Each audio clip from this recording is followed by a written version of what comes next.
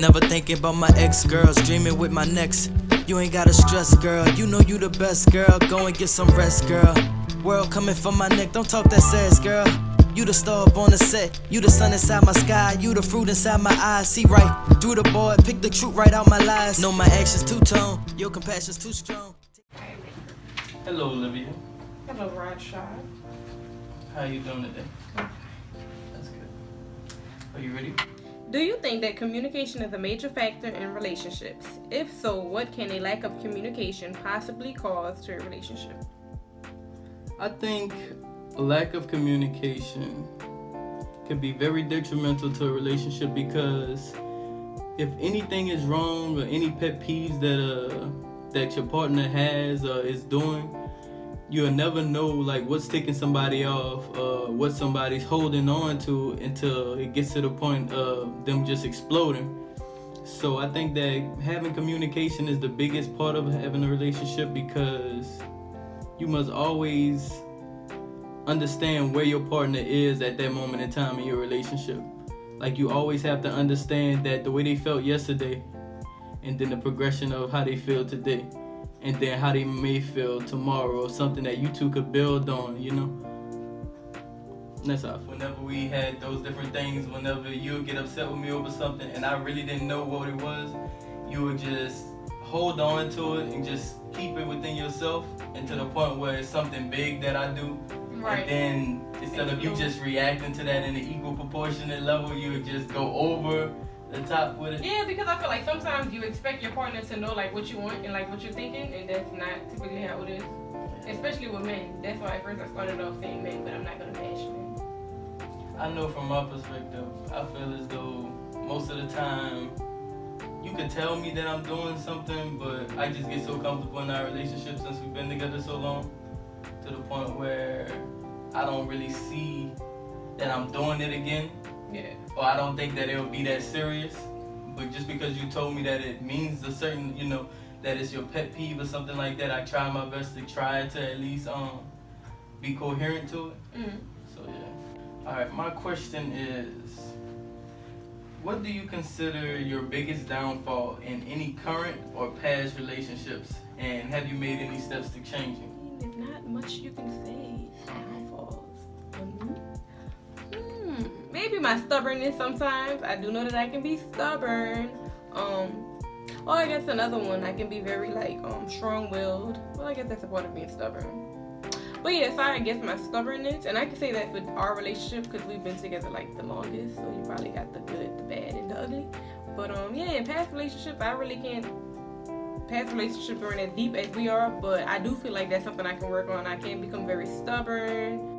Yeah, and it's hard to I know it's hard to change my thought process sometimes. I'd have to really sit and think. It might be a week later I'll see that I'm wrong, or it might take a few hours, but yeah, that's the only thing I can think about. And you asked what I'm doing to change it. What are you doing? What am I doing to change my stubborn ways? I don't know. I try to do a lot of self-reflection, and just think about how I would feel if you do that to me, which sometimes I do feel like you're stubborn. So I just think about the shoe being on the other foot. I just try to improve myself daily, pretty much. I do know my flaws, so I know that's one, the number one issue. So I do try to do self-reflection, meditation, things just to work on myself, and yeah. Well, you said just your stubbornness would be the biggest downfall. Your stubbornness, yeah, I would say that exactly. is. There's not much that you can say, yeah. But the minor things is oh yeah, it is that. Yeah.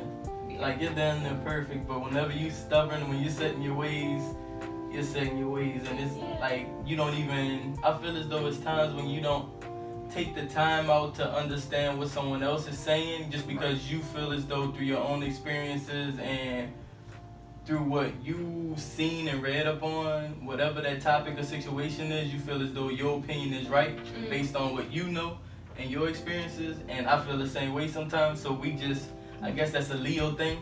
Right. So we both have our times when we're stubborn and we just feel as though we're the ones that's right, and we won't give up until the person's right. And it's kind of I want you to see it my way. You're no, I want you to see it my way. And we're just and nobody's seen it any other person's way. Going forward, we should just take that time to actually have an understanding of each other's opinion and be like, even though we don't agree with each other. Well, I try that, but then you still feel some type of way. I'll be like, oh, okay, well, I hear what you're saying, but I disagree. And you be like, well, I feel like you're not responding. Because I don't think you take it serious. But how could you know if I'm taking it serious? You're right. Like, And I can see that as being another downfall. Because you can say that, okay, let's agree to disagree, but the way you present it is like you just saying, okay, we feel like you don't understand what I'm saying, or you don't really respect what I'm saying. It's just like, shut up, it's over with. We not gonna ever, like, we just going around in circles. It's going in a loop-de-loop. Shut up, let's just get over with. Let's just finish the subject, you know? What do you believe are 3 main factors for building a strong foundation for a relationship? I think that the main factors for building a strong relationship will be, first, back to the first set of questions, communication. Second, understanding within that communication. And then third, the ability to be able to change depending on how your partner understands what you're saying, and just the communication dialogue between you two, and how you think that person may feel about certain things. Just being able to change yourself without becoming someone totally different.